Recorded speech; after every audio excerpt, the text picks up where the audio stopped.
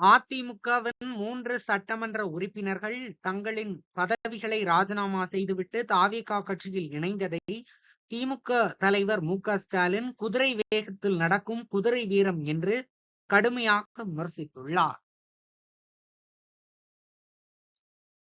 காட்சி ஒன்று பெரும்பான்மை இல்லாத நிலையில் திமுக கூட்டணி கட்சி தலைவர்களிடம் ஆதரவு கேட்பது, காட்சி 2 நம்பிக்கை வாக்கெடுப்பில் அதிமுகவின் ஒரு அணியே ஆதரவாக வாக்களிக்க விலை பேசுவது, அமமுக உறுப்பினரையும் கொசுறு வாங்குவது, காட்சி 3 அதிமுக உறுப்பினர்கள் சிலரை பதவி விலக செய்து தலைமை செயலகத்தில் வைத்தே தன் கட்சியில் இணைப்பது என்றும் விமர்சித்துள்ளார்.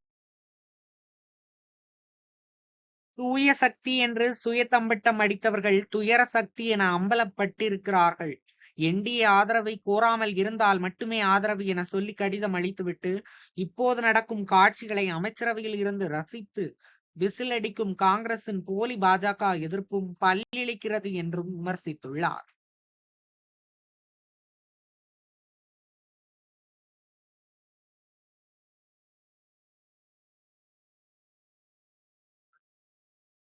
இந்த கண்றாவி காட்சிகளை பார்ப்பதற்குதான் மக்கள் உங்களுக்கு வாக்களித்தார்களா என்றும் மு.க.ஸ்டாலின் கேள்வி எழுப்பியுள்ளார்.